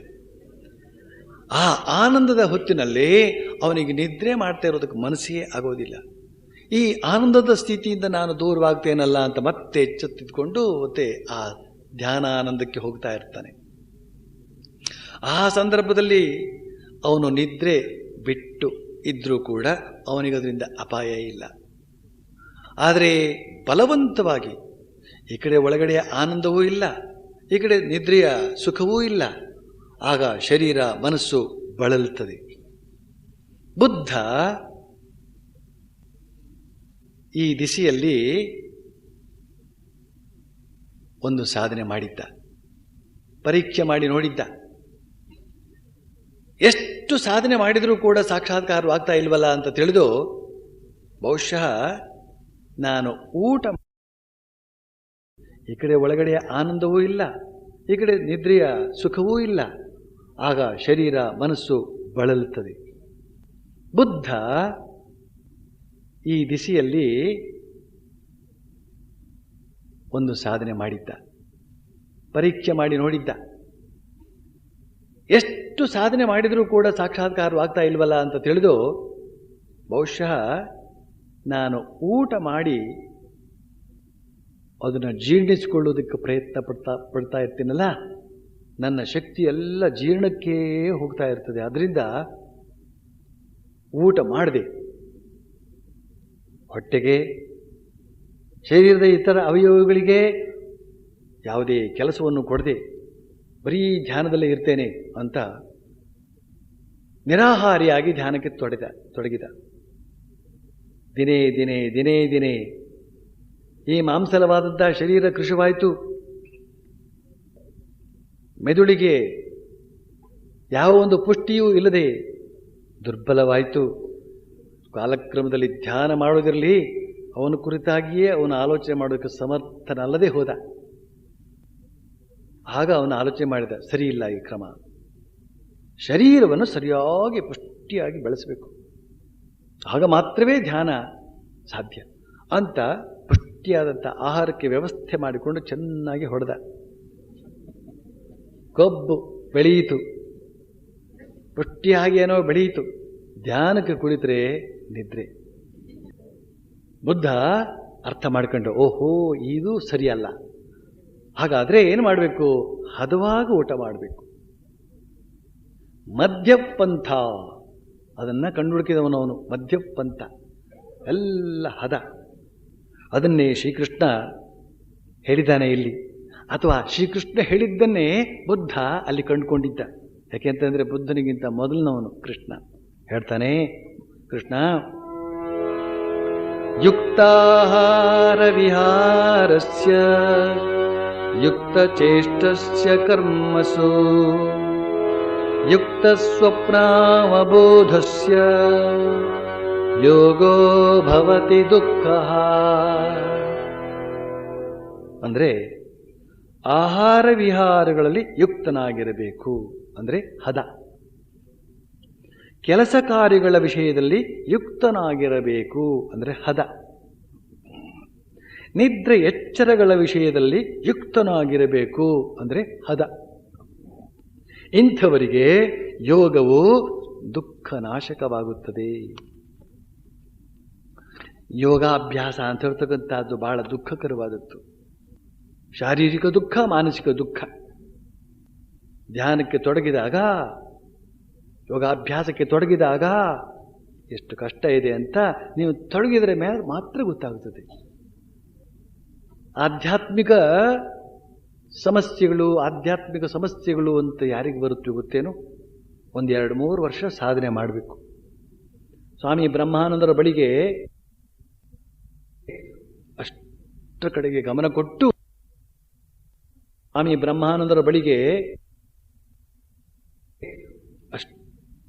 ಗಮನ ಕೊಟ್ಟು, ಶ್ರದ್ಧೆಯಿಂದ ಎಲ್ಲವನ್ನು ನಿಗ್ರಹಿಸಿ, ಅಲ್ಲಿಗೆ ಹೋಗೋದಿಲ್ಲ, ಇದನ್ನು ತಿನ್ನುವುದಿಲ್ಲ, ಅದನ್ನು ನೋಡೋದಿಲ್ಲ, ಎಲ್ಲ ರೀತಿಯಲ್ಲೂ ಕೂಡ ಇಂದ್ರಿಯ ಸಂಯಮವನ್ನು ಮಾಡಿ, ಮನಸ್ಸು ಸಂಯಮವನ್ನು ಮಾಡಿ ಕೊಡ್ತಿರ್ತಾನವನು. ಯಾತಕ್ಕೋಸ್ಕರ ಸಂಯಮ ಮಾಡಿದ್ರಿ? ಆ ದಿಸೆಯಲ್ಲಿ ಯಾರು ಆಲೋಚನೆ ಮಾಡೋದಿಲ್ಲ. ಅದರ ಪರಿಣಾಮವಾಗಿ ಏನಾಗ್ತದೆ? ಸಂಯಮ ಮಾಡಿದ ಅಂತೆಲ್ಲ ಇತ್ತ ಕಡೆಯಿಂದ ಶಕ್ತಿ ಶಕ್ತಿ ಶಕ್ತಿ ಎನರ್ಜಿ. ಪ್ರತಿಯೊಬ್ಬ ಮನುಷ್ಯನು ಕೂಡ ಶಕ್ತಿಯ ಮೂಟೆ, ಶಕ್ತಿ ಕೇಂದ್ರ. ಆ ಶಕ್ತಿಯೆಲ್ಲ ಸಾಮಾನ್ಯ ಜನರದ್ದು ಇಂದ್ರಿಯ ಅನುಭವಗಳ ಮೂಲಕ, ಇತರ ದೊಡ್ಡ ದೊಡ್ಡ ಹೊಳೆಗಳಂತೆ, ನದಿಗಳಲ್ಲಿರ್ತಕ್ಕಂಥ ನೀರು ಹರಿದು ಹೋಗಿ ಸಮುದ್ರಕ್ಕೆ ಸೇರಿಕೊಳ್ಳುವಂತೆ ಇವರು ಇಂದ್ರಿಯ ಭೋಗಗಳಲ್ಲಿ ಆ ಶಕ್ತಿಯನ್ನೆಲ್ಲ ಹರಿಸಿಬಿಡ್ತಾರೆ. ಆದ್ದರಿಂದ ಅವರಿಗೆ ಹೆಚ್ಚಿಗೆ ದುಃಖ ಇಲ್ಲ. ಅದೆಲ್ಲ ಒಂದು ಬಗೆಯ ಸಹಜ ಕ್ರಿಯೆಯಲ್ಲಿ ಹೋಗ್ತಾ ಇರ್ತದೆ. ಎಷ್ಟರ ಮಟ್ಟಿಗೆ ಹೋಗ್ತಾ ಇರ್ತದೆ, ಅದು ಹೋದದ್ದು ಗೊತ್ತಿಲ್ಲ ಅವನಿಗೆ, ಅದು ನಷ್ಟ ಆದದ್ದು ಗೊತ್ತಿಲ್ಲ. ಅವನ ಪಾಡಿಗೆ ಅವನು ಇರ್ತಾನೆ. ಕೊನೆಗೆ ಅವನ ಶವದೋಪಾದಿಯಲ್ಲಿ, ಜೀವಚ್ಛವದೋಪಾದಿಯಲ್ಲಿ ಆಗ್ಬಿಡ್ತಾನೆ. ಶರೀರವೇನೋ ದಪ್ಪಕ್ಕಿರ್ತದೆ.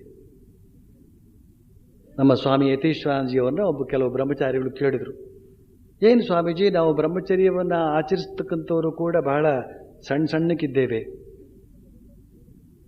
ಈ ಬ್ರಹ್ಮಚರ್ಯವನ್ನು ಆಚರಿಸದೇ ಇರತಕ್ಕಂಥ ಗೃಹಸ್ಥರು ಅಂತನವರು ಒಳ್ಳೆ ತುಂಬಿಕೊಂಡು ಬಹಳ ಚೆನ್ನಾಗಿದ್ದಾರೆ, ಏನಿದು ಅಂತ ಸ್ವಾಮಿ ಯತೀಶ್ವರಾನಂದಜಿಯವರು ಗುಟ್ಟಾಗಿ ನಮಗೆಲ್ಲ ಹೇಳಿದರು. ಅದನ್ನು ನಾನು ಸಾರ್ವಜನಿಕವಾಗಿ ಹೇಳ್ತಾ ಇದ್ದೇನೆ, ಅದು ನೀವು ಗುಟ್ಟಾಗಿ ಇಟ್ಕೊಳ್ಳಿ ಅದನ್ನು. ಅವರು ಹೇಳ್ತಾರೆ, ಅವರ ರಕ್ತದಲ್ಲಿ ನೀರಿನ ಅಂಶ 70 ಭಾಗ, ರಕ್ತದ ಭಾಗ ಒಂದು 20 ಭಾಗ 30 ಭಾಗ ಮಾತ್ರ.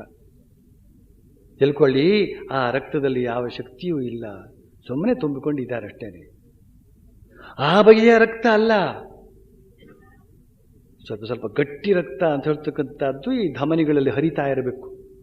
ಅದಕ್ಕೋಸ್ಕರ ಸ್ವಾಮಿ ವಿವೇಕಾನಂದರು ಹೇಳಿದರು, ಫುಟ್ಬಾಲ್ ಆಡಿ. ಭಗವದ್ಗೀತೆಯನ್ನು ಅರ್ಥ ಮಾಡಿಕೊಳ್ಬೇಕಾದ್ರೆ ಮೊದಲು ನೀವು ಫುಟ್ಬಾಲ್ ಆಡಿ. ಫುಟ್ಬಾಲ್ ಆಡಬೇಕಾದ್ರೆ ಅದು ಭಾಳ ಬ್ರಿಸ್ಕ್ ಗೇಮ್, ಅದು ಓಡಾಡಬೇಕು, ಅಷ್ಟು ಶಕ್ತಿ ಬೇಕು ಅದಕ್ಕೆ. ಆ ರೀತಿಯಲ್ಲಿ ಶರೀರದಲ್ಲಿ ಶಕ್ತಿಯನ್ನು ತಂದುಕೊಂಡು ಆಮೇಲೆ ನೀವು ಭಗವದ್ಗೀತೆಯನ್ನು ಅರ್ಥ ಮಾಡ್ಕೊಳ್ಬಲ್ರಿ ಅಂತ. ಯಾತಕ್ಕೋಸ್ಕರ ಈ ಮಾತನ್ನು ಹೇಳಿದೆ ಅಂತ ಹೇಳಿದರೆ, ನಮ್ಮ ಶರೀರದಲ್ಲಿ ಮನಸ್ಸಿನಲ್ಲಿ ಅಪರಿಮಿತವಾದಂತಹ ಮೂಲಭೂತ ಶಕ್ತಿ ಇದೆ, ಆದ್ಯಾಶಕ್ತಿ. ಆ ಮೂಲಭೂತ ಶಕ್ತಿ ಅಂತ ಹೇಳ್ತಕ್ಕಂಥದ್ದು ಸಾಮಾನ್ಯ ಜನ ಕೋಟಿಗಳಲ್ಲಿ ಸುಮ್ಮನೆ ಹರಿದು ಹೋಗ್ತಾ ಇರ್ತದೆ. ಹೇಗಂದ್ರೆ ಹಾಗೆ ಹುಚ್ಚು ಹೊಳೆಯಂತೆ ಹರಿದು ಹೋಗ್ತಾ ಇರ್ತದೆ. ಅದರಿಂದ ಏನೂ ಅಪಾಯವಿಲ್ಲ. ಒಂದು 25 ವರ್ಷ 30 ವರ್ಷದ ಯುವಕರನ್ನು ನೀವು ಮಾತನಾಡಿಸಿ ನೋಡಿ, ಏನು ಅವ್ರ ಹತ್ರ ಸುಮ್ಮನೆ ಮಾತಾಡೋಕ್ಕೆ ಸಾಧ್ಯವಾ? ಏನು ಜಬರ್ದಸ್ತಿ, ಏನು ಜೋರು. ಒಂದು ಮದುವೆ ಮಾಡಿ 2 ವರ್ಷದ ನಂತರ ಅವ್ರ ಹತ್ರಕ್ಕೆ ಹೋಗಿ ಮಾತಾಡಿ, ಬಹಳ ಸಹಜವಾಗಿರ್ತಾರೆ ಅವರು. ಆ ಶರೀರ ಶಕ್ತಿ ಅಂತ ಹೇಳ್ತಕ್ಕಂಥದ್ದು ಅವರ ಕೌಟುಂಬಿಕ ಕಾರ್ಯದಲ್ಲಿ ಹಂಚಿ ಹೋಗಿ ಅವರು ಒಂಥರ ಸಹಜ ಸ್ಥಿತಿ. ಆ ರೀತಿಯಲ್ಲಿ ಶಕ್ತಿ ಅಂತ ಹೇಳ್ತಕ್ಕಂಥದ್ದು ತುಂಬಿಕೊಳ್ತದೆ ನೀವು ಸಂಯಮವನ್ನು ಅಭ್ಯಾಸ ಮಾಡಿದಾಗ. ಸಂಯಮವನ್ನು ಅಭ್ಯಾಸ ಮಾಡಿದಾಗ ಉಂಟಾದಂತಹ ಶಕ್ತಿಯನ್ನು ಎತ್ತ ಕಡೆಗೆ ಹರಿಸಬೇಕು ಅಂತನ್ನೋದನ್ನು ಮೊದಲೇ ತಿಳಿದುಕೊಳ್ಬೇಕು. ಆತ್ಮನ್ನೇವ ಅವತಿಷ್ಠತೆ ಯದಾ ವಿನಿಯತಂ ಚಿತ್ತಂ ಆತ್ಮನಿ ಏವ ಅವತಿಷ್ಠತೆ. ಆತ್ಮದಲ್ಲಿ ಅದನ್ನು ನೆಲೆಗೊಳಿಸು. ನಿನ್ನ ಒಳಗಡೆಯೇ ಇರತಕ್ಕಂಥ ಆತ್ಮದ ಕಡೆಗೆ ಆ ಎಲ್ಲ ಶಕ್ತಿಯನ್ನು, ಸಂಗ್ರಹಿಸಿದಂತಹ ಶಕ್ತಿಯನ್ನು, ಆತ್ಮ ಸಂಯಮ ಮಾಡಿದಾಗ ಉಂಟಾದಂತಹ ಶಕ್ತಿಯನ್ನೆಲ್ಲವನ್ನು ಕೂಡ ಆತ್ಮದ ಕಡೆಗೆ ಹರಿಸು. ಆಮೇಲೆ ನಿಸ್ಪೃಹನಾಗಿರು, ಸರ್ವಕಾಮಗಳಿಂದಲೂ ನಿಸ್ಪೃಹನಾಗಿರು.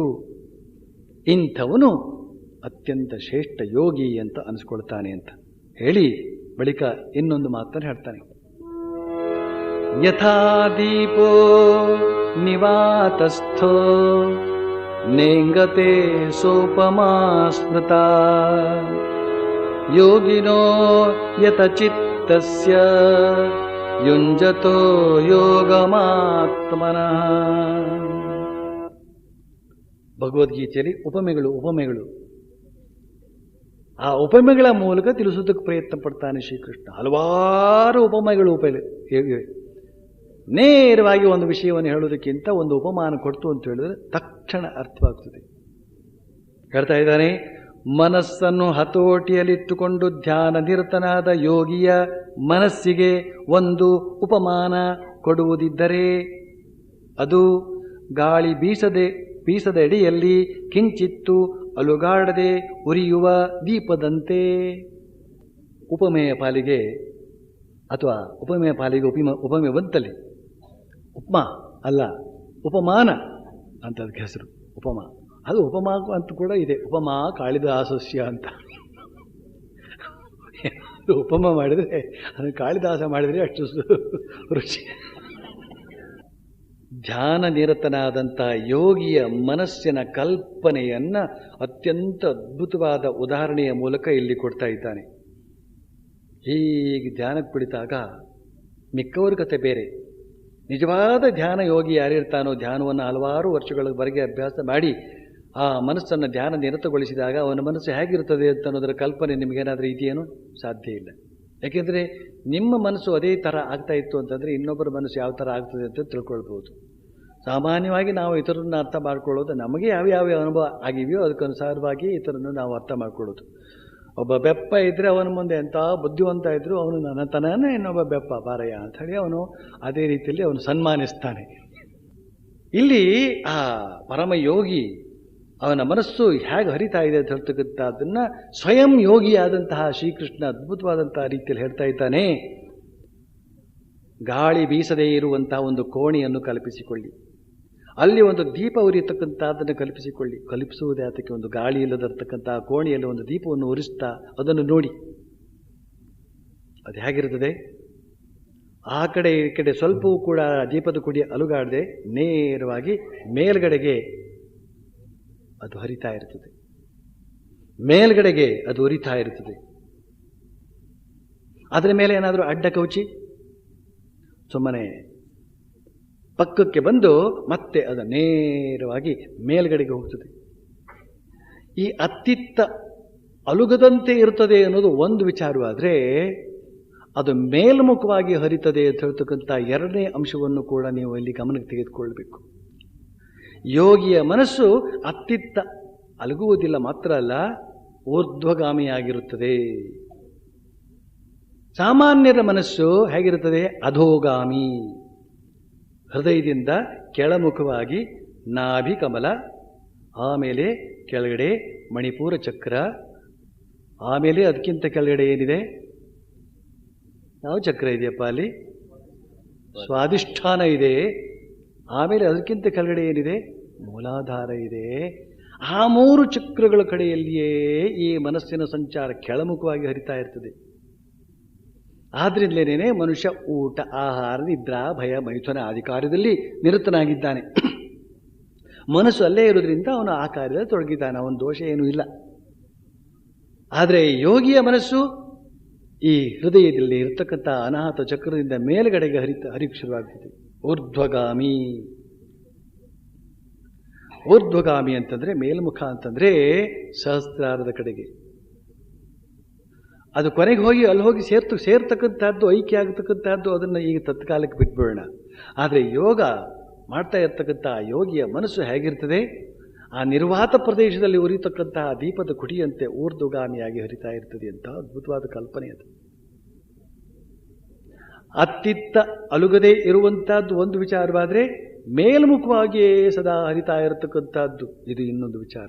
ಈ ದೀಪದಿಂದ ನಾವು ಅರ್ಥಕೊಳ್ಬೇಕಾದಂಥದ್ದು. ಅದಕ್ಕೋಸ್ಕರ ಇವತ್ತು ಎಷ್ಟೋ ಜನ ಯೋಗಾಭ್ಯಾಸ ಮಾಡ್ತಕ್ಕಂಥವ್ರು ಏನು ಮಾಡ್ತಾರೆ ಅಂತ, ಗಾಳಿಲಿರ್ತಕ್ಕಂಥ ಕೋಣೆಯಲ್ಲಿ ಆ ಬಗೆಯ ದೀಪವನ್ನು ಉರಿಸುತ್ತಾ ಅದನ್ನೇ ನೋಡ್ತಾ ಇರ್ತಾರೆ.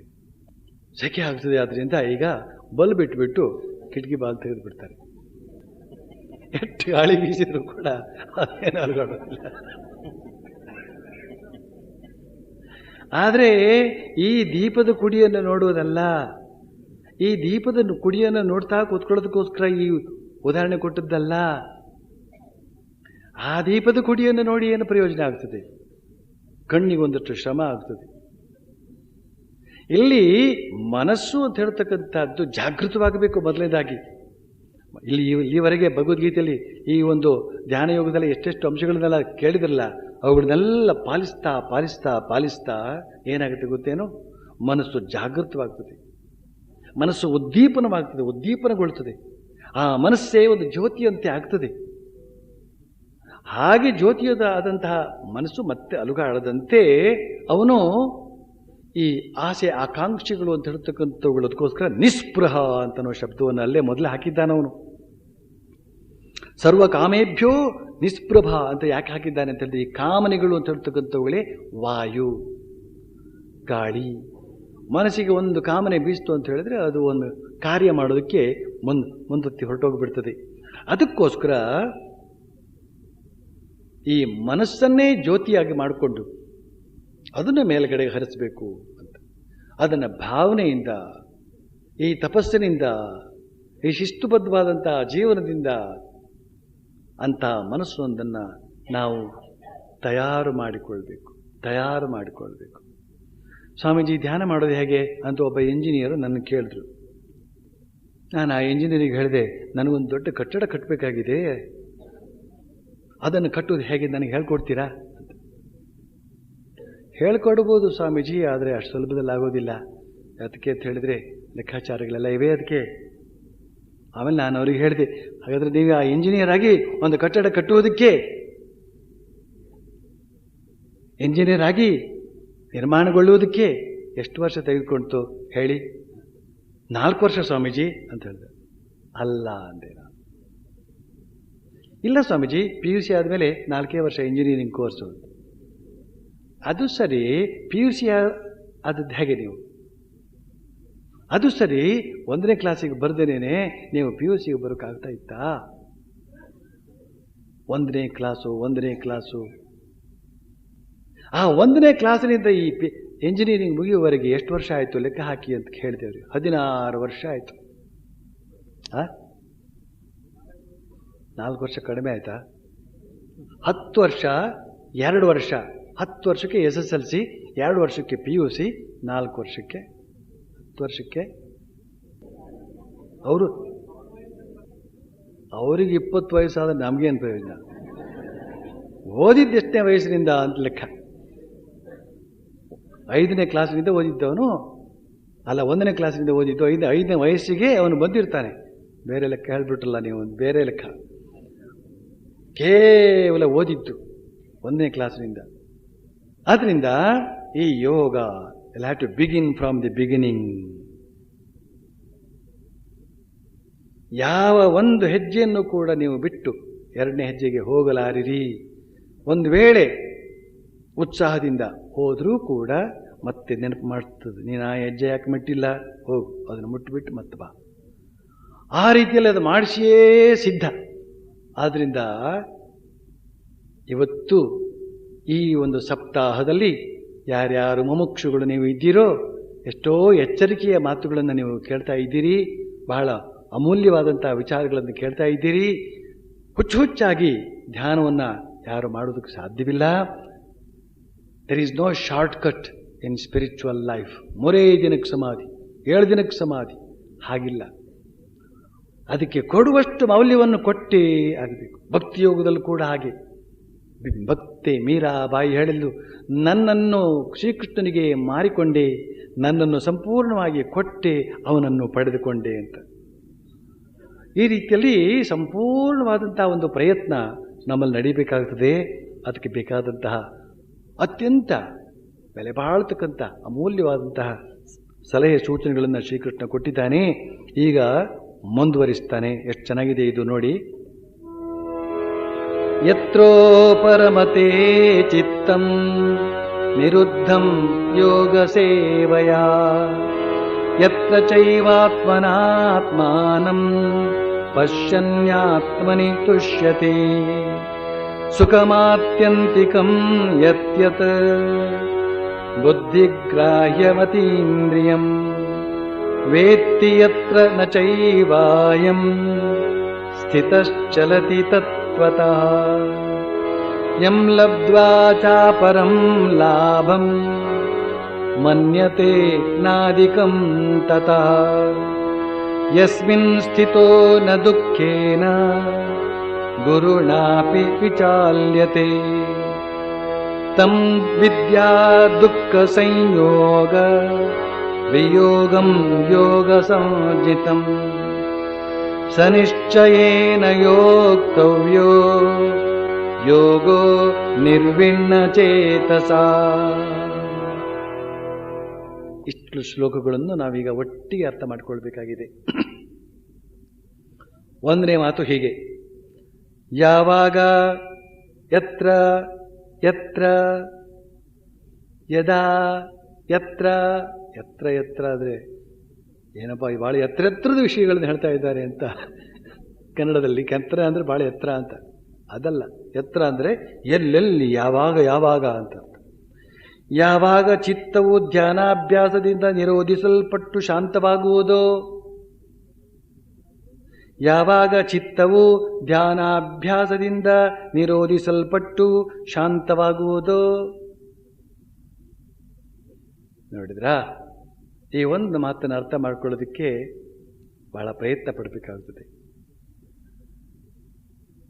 ಧ್ಯಾನ ಮಾಡಬೇಕಾದ್ರೆ ಮನಸ್ಸು ಶಾಂತವಾಗಿರಬೇಕು. ಆದರೆ ಮನಸ್ಸು ಯಾರಿಗೆ ಶಾಂತವಾಗಿರುತ್ತಪ್ಪ? ಶಾಂತವಾಗಬೇಕಾದ್ರೆ ಧ್ಯಾನ ಮಾಡಬೇಕು, ಧ್ಯಾನ ಮಾಡಬೇಕಾದ್ರೆ ಶಾಂತವಾಗಿರಬೇಕು.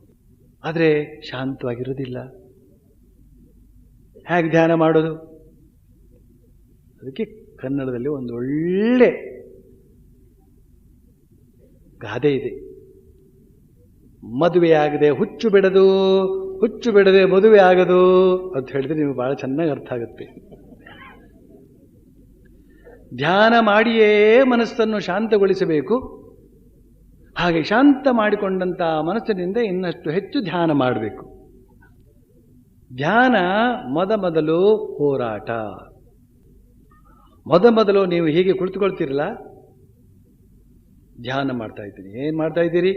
ನಾವು ಧ್ಯಾನ ಮಾಡ್ತಾ ಇದ್ದೇವೆ. ಒಳಗಡೆ ಏನಾಗ್ತದೆ ಅಂತ ಅವರಿಗೆ ಗೊತ್ತು. ಏನು ಇಷ್ಟೊಂದು ಹೊತ್ತು ಕೂತ್ಕೊಂಡಿದ್ದೀರಲ್ಲ, ಏನು ಸಮಾಚಾರ?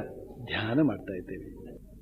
ಧ್ಯಾನ ಅಂತ ಹೇಳಿದರೆ ಮನಸ್ಸು ಏಕಪ್ರಕಾರವಾಗಿ ತೈಲಧಾರಾವತ್ತು ಪರಮಾತ್ಮನ ಕಡೆಗೆ ಅಥವಾ ಆತ್ಮನ ಕಡೆಗೆ ಹರಿಯುತ್ತಾ ಇರುವಂತಹದ್ದು.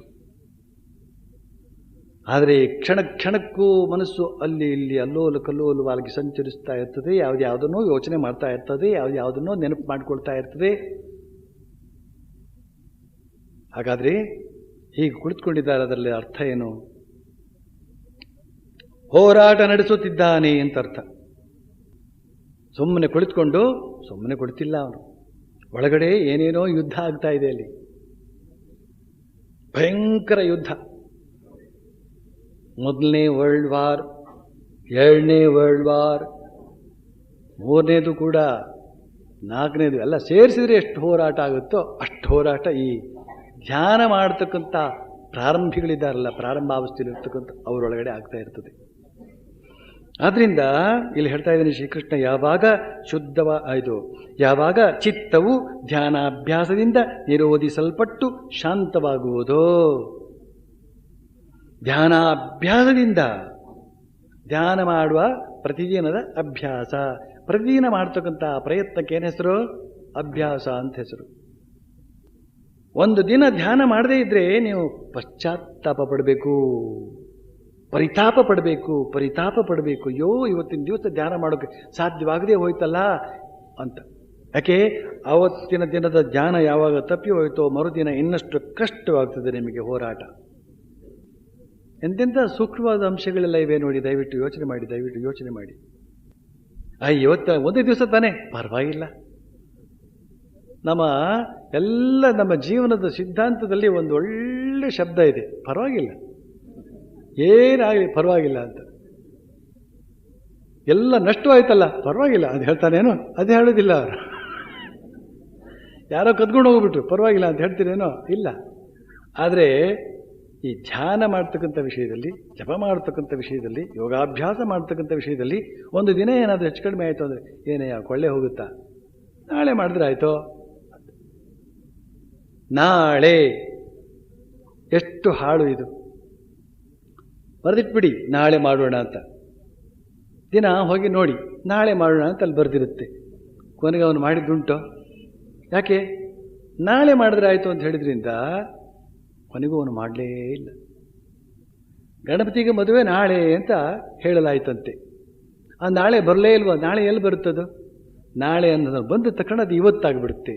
ಎಲ್ಲಿ ಮದುವೆ ಆಗಲಿಲ್ವಲ್ಲ ಅಂತ ಕೇಳಿದರೆ ನಾಳೆ ಅಂತ. ಇದು ಹಳ್ಳಿಯ ತಮಾಷೆ, ಪಟ್ಟಣದ ತಮಾಷೆ ಬೇರೆ ಬೇರೆ ಒಳ್ಳೊಳ್ಳೆ ಇರುತ್ತೆ. ಅಂತೂ ಈ ನಾಳೆ ಯಾವಾಗಲೂ ನಮ್ಮನ್ನು ಹಾಳು ಮಾಡ್ತದೆ. ಒಂದು ದಿನ ಈ ಯೋಗಾಭ್ಯಾಸ ಅಂತ ಹೇಳ್ತಕ್ಕಂಥ ಅದು ತಪ್ಪಿತು ಅಂತ ಹೇಳಿದರೆ ನಾಳೆ ಅದನ್ನು ಮಾಡ್ಕೊಳ್ತೇನೆ ಅಂದರೆ ಸಾಧ್ಯವಾಗೋದಿಲ್ಲ, ಬಹಳ ಕಷ್ಟ ಆಗುತ್ತೆ. ಇದನ್ನೆಲ್ಲ ಶ್ರೀಮಾತೆ ಶಾರದಾ ದೇವಿಯವರ ಜೀವನದಲ್ಲಿ, ಶ್ರೀ ಸ್ವಾಮಿ ವಿವೇಕಾನಂದರ ಜೀವನದಲ್ಲಿ, ಶ್ರೀರಾಮಕೃಷ್ಣ ಜೀವನದಲ್ಲಿ ನಾವು ನೋಡಬಹುದಾದಂಥ ಅಂಶಗಳು, ಅವರ ಮಾತುಗಳ ಮೂಲಕ ತಿಳ್ಕೊಳ್ಬಹುದಾದಂಥ ಅಂಶಗಳು. ಹೀಗೆ ಅಭ್ಯಾಸ ಅಂತ ಅನ್ನೋದಕ್ಕೋಸ್ಕರ ಅದನ್ನು ಹೇಳಿದೆ ನಾನು. ಪ್ರತಿದಿನದ ಅಭ್ಯಾಸ. ಇವತ್ತು ನೋಡಿ, ಈ 7 ದಿನಗಳ ಕಾಲ ಈ ಒಂದು ಉಪನ್ಯಾಸದ ಕಾರ್ಯಕ್ರಮ ಇದೆ. 1ನೇ ದಿನದಿಂದ ಇವತ್ತಿನವರೆಗೂ ಅಂತಂದರೆ, ಇವತ್ತು 4ನೇ ದಿವಸ, ಇವತ್ತು 3ನೇ ದಿವಸ. ಈ 3ನೇ ದಿವಸದವರೆಗೂ ಕೂಡ ತಪ್ಪದೆ ಬಂದವರು ಯಾರು ನಿಮ್ಮಲ್ಲಿ ಇದ್ದೀರೋ, ಸಮಯಕ್ಕೆ ಸರಿಯಾಗಿ ಬಂದು ಸಮಯಕ್ಕೆ ಸರಿಯಾಗಿ ಹೊರಟವರು, ಅವರಿಗೆ ನೋಡು, ಅವರಿಗೆ ವಿಶೇಷ. ಅವರೊಂದು ವಿಶೇಷ. ಅದಕ್ಕೆ ಇವತ್ತಿನ ದಿನ ಕೂಡ ಕಳೆಯಬಾರದು, ನಷ್ಟವಾಗ್ತದೆ ಅಂತ ಹೇಳ್ತಕ್ಕಂಥ ಎಚ್ಚರಿಕೆಯ ಮನಸ್ಸು ಅವರಲ್ಲಿದೆ. ನಾನು ಯಾವಾಗಲೂ ಒಂದು ಮಾತು ಹೇಳ್ತಾ ಇರ್ತೀನಿ, ಯಾರ್ಯಾರ ಜಾಯಮಾನದಲ್ಲಿ ನಿಯತ ಕಾಲದಲ್ಲಿ ನಿಯತ್ತಾಗಿ ಯಾವುದನ್ನೇ ಆಗಲಿ ಮಾಡಿಕೊಂಡು ಬರತಕ್ಕಂಥ ಅಭ್ಯಾಸ ಇರ್ತದೋ ಅಥವಾ ಸ್ವಭಾವ ಇರ್ತದೋ, ಜಾಯಮಾನ ಇರ್ತದೋ, ಅಂಥವರು ಏನಾದರೂ ಕಾಯಿಲೆ ಬಿತ್ತು ಅಂತ ಹೇಳಿದ್ರೆ ಬೇಗ ಅವರು ಔಷಧವನ್ನು ತೆಗೆದು ವಾಸಿ ಮಾಡ್ಕೊಂಡು ಬಿಡ್ತಾರೆ. ಯಾಕೆಂದರೆ ಔಷಧವನ್ನು ಸಮಯಕ್ಕೆ ಸರಿಯಾಗಿ ತೆಗೆದುಕೊಳ್ತಾರೆ. ಔಷಧಗಳನ್ನು ಸಮಯ ಸರಿಯಾಗಿ ತೆಗೆದುಕೊಳ್ತಕ್ಕಂಥದ್ದು ಬಹಳ ಮುಖ್ಯ. ನಮ್ಮಲ್ಲಿ ಒಬ್ಬರು ಸ್ವಾಮಿಗಳಿದ್ದಾರೆ, 8 ಗಂಟೆಗೆ ಒಂದು ಪಿಲ್ ತೆಗೆದುಕೊಳ್ಬೇಕು ಅಂತ ಡಾಕ್ಟ್ರು ಹೇಳಿದರೆ, ಅವರೇನಾದರೂ ಕಾರ್ನಲ್ಲಿ ಸಂಚಾರ ಮಾಡ್ತಾ ಇರುವ ಸಂದರ್ಭದಲ್ಲಿ 8 ಗಂಟೆ ಆಯಿತು ಅಂತ ಹೇಳಿದ್ರೆ ತಕ್ಷಣ ಒಂದು ಬಾಟ್ಲಲ್ಲಿ ನೀರು ಬೇರೆ ಇಟ್ಕೊಂಡಿರ್ತಾರೆ. ಆ ತಕ್ಷಣ ಆ ಕಾರ್ ನಿಲ್ಲಿಸಿ ಆ ಪಿಲ್ಲನ್ನು ಬಾಯಿಗೆ ಹಾಕ್ಕೊಂಡು ಆ ನೀರು ಕುಡಿದು ಅವನು ಮುಂದೆ ಹೋಗ್ತಾಯಿದ್ರು. 8 ಗಂಟೆ ಅಂದರೆ ಸರಿಯಾಗಿ 8 ಗಂಟೆಗೆ. ಹಾಗೆ ಮಾಡಿ ಅವರು ಯಾವುದೋ ಒಂದು ಕಷ್ಟಕರವಾದಂಥ ಕಾಯಿಲೆ ಸಂಪೂರ್ಣ ವಾಸಿಯಾಗಿ ಹೋಯಿತು. ಯಾತಕ್ಕೆ? ಆ ನಿಷ್ಠೆಯಿಂದ. ಹಾಗೆ ಯೋಗಾಭ್ಯಾಸ ಅಂತ ಹೇಳ್ತಕ್ಕಂಥದ್ದು ಅತ್ಯಂತ ಸೈಂಟಿಫಿಕ್. ಸ್ವಾಮಿ ವಿವೇಕಾನಂದರು ಹೇಳಿದ್ದಾರೆ, ರಿಲಿಜನ್ ಈಸ್ ಸೈನ್ಸ್ ಅಂತ. ಅಷ್ಟೇ ಶಬ್ದಾರ್ಥ ನೀವು ತೆಗೆದುಕೊಂಡ್ಬಿಟ್ರೆ ಮನೆಗೆ ಹೋಗಿ ಹೇಳ್ತಾರೆ, ಸ್ವಾಮಿ ವಿವೇಕಾನಂದರು ಹೇಳಿದಾರೆ ಕಂಡ್ರು, ಧರ್ಮ ಅಂದ್ರೆ ಇನ್ನೇನಲ್ಲ, ವಿಜ್ಞಾನ. ರಿಲಿಜನ್ ಈಸ್ ಸೈನ್ಸ್ ಅಂತ ಹೇಳಿದ್ರೆ ಏನರ್ಥ? ಧರ್ಮವನ್ನು ಶಾಸ್ತ್ರೀಯವಾಗಿ ಅಭ್ಯಾಸ ಮಾಡಬೇಕು ಅಂತ ಅರ್ಥ. ಸೈಂಟಿಫಿಕ್ ಅಂತ ಹೇಳಿದ್ರೆ ಶಾಸ್ತ್ರೀಯವಾಗಿ ಅಂತ ಅರ್ಥ. ಶಿಸ್ತುಬದ್ಧವಾಗಿ ಕ್ರಮವರಿತು ಅದನ್ನು ಅಭ್ಯಾಸ ಮಾಡಿಕೊಂಡು ಬರಬೇಕು ಅಂತ ಅರ್ಥ. ಆ ಕ್ರಮವನ್ನು ಸರಿಯಾಗಿ ತಿಳಿದುಕೊಳ್ಬೇಕು. ಥಿಯರಿ ಅಂತ ಒಂದಿದೆ. ಆ ಥಿಯರಿ ಅಭ್ಯಾಸ ಮಾಡಿದ ಮೇಲೆಯೇ ಪ್ರಾಕ್ಟಿಕಲ್ಸ್. ಬೇಡ ನಿನ್ನ ಥಿಯರಿ ಎಲ್ಲಿ ಹೋಗ್ಬೇಕು? ಆ ಥಿಯರಿ ಬಿಟ್ಟು ಇನ್ನೇನು ಉಳಿತೆ? ಆ ಥಿಯರಿ ಆದದ್ದು ಹೇಗೆ? ಯಾವನೋ ಒಬ್ಬ ಅಭ್ಯಾಸ ಮಾಡಿದ, ಬರೆದಿಟ್ಟ, ಅದು ಥಿಯರಿ ಆಯಿತು. ಬರೆದಿಟ್ರೆ ಥಿಯರಿ, ಅಭ್ಯಾಸ ಮಾಡಿದ್ರೆ ಅದು ಪ್ರಾಕ್ಟಿಕಲ್. ಅಭ್ಯಾಸ ಮಾಡಬೇಕಾದ್ರೆ ಅದು ಹೇಗೆ ಮಾಡಬೇಕು ಅಂತ ತಿಳ್ಕೊಳ್ಬೇಕೋ ಬೇಡೋ ಅದೇ. ಇಲ್ಲಿ ಪ್ರತಿದಿನ ಧ್ಯಾನಾಭ್ಯಾಸ ಮಾಡುವುದರ ಮೂಲಕ ಮನಸ್ಸು ಹತೋಟಿಗೆ ಬರ್ತದೆ, ಶಾಂತವಾಗುತ್ತದೆ ಅಂತನ್ನುವ ಅತ್ಯಂತ ಅಮೂಲ್ಯವಾದಂತಹ ಸಲಹೆಯನ್ನು ಕೊಟ್ಟಿದ್ದಾನೆ ಶ್ರೀಕೃಷ್ಣ. ಇನ್ಯಾವ ಸಲಹೆ ಬೇಕು? ಇನ್ಯಾವ ಗುರು ಬೇಕು ನಿಮಗೆ? ಇನ್ಯಾವ ಮಾರ್ಗದರ್ಶನ ಬೇಕು ನಿಮಗೆ? ಆದರೂ ಯಾರಾದರೂ ಒಬ್ಬರು ಸಿಕ್ಕಿದ್ರೆ ಏನೋ ಒಂದು ಪ್ರಶ್ನೆ ಕೇಳಬೇಕು ಅಂತ ಒಂದು ಕ್ರಮ ಇದೆ ನಿಮ್ಮಲ್ಲಿ. ಅದಕ್ಕೆ ಒಂದು ಕೇಳಿಬಿಡೋದು. ಅವನು ಏನೋ ಒಂದು ಚಿಂತೆಯಲ್ಲಿರ್ತಾನೆ, ಅಥವಾ ಇನ್ನೊಂದೇನು ಯೋಚನೆ, ಇನ್ನೊಂದೇನು ಕಾರಣ ಕೊಟ್ಬಿಡ್ತಾನೆ. ಆ ಸ್ವಾಮಿಗಳು ಹೀಗೆ ಹೇಳಿದ್ರಲ್ಲ, ನೀವೇನು ಹೇಳ್ತೀರಿ ಅಂತ ಇನ್ನೊಬ್ಬರು ಕೇಳೋದು. ಅವರು ಮತ್ತೊಂದೇನೋ ಹೇಳಿಬಿಡ್ತಾರೆ. ಮೊದಲೇ ಇವನು ಚಂಚಲ, ಇಲ್ಲಿ ಯಾವ ಮಾತು ಇಲ್ಲಿ ಈ ಮಾತು ಎಲ್ಲ ಕೇಳಿಬಿಟ್ಟಿದ್ದೆ, ಕೊನೆಗೆ ಅವನು ಏನು ಮಾಡೇ ಇರೋದಿಲ್ಲ. ಇಲ್ಲಿ ಅತ್ಯಂತ ಅದ್ಭುತವಾದಂಥ ಮಾತಿದೆ. ಧ್ಯಾನ ಮಾಡುತ್ತಾ ಮಾಡುತ್ತಾ ಮನಸ್ಸು ಸಂಯಮಕ್ಕೆ ಬರುತ್ತದೆ, ಮನಸ್ಸು ಶಾಂತವಾಗುತ್ತದೆ. ಆ ಶಾಂತವಾದ ಮನಸ್ಸಿನಿಂದ ಮತ್ತೆ ಧ್ಯಾನಾಭ್ಯಾಸವನ್ನು ಮಾಡ್ತಾ ಹೋಗಬೇಕು. ತನ್ಮೂಲಕ ಯಾವಾಗ ಶುದ್ಧವಾದ ಮನಸ್ಸಿನಿಂದ ಆತ್ಮದರ್ಶನ ಮಾಡುತ್ತಾ ಯೋಗಿಯು ತನ್ನಲ್ಲೇ ಸಂತೋಷ ಪಡಲು ಆರಂಭಿಸುವನೋ. ಈ ವಾಕ್ಯವನ್ನು ಅರ್ಥ ಮಾಡ್ಕೊಂಡ್ರ?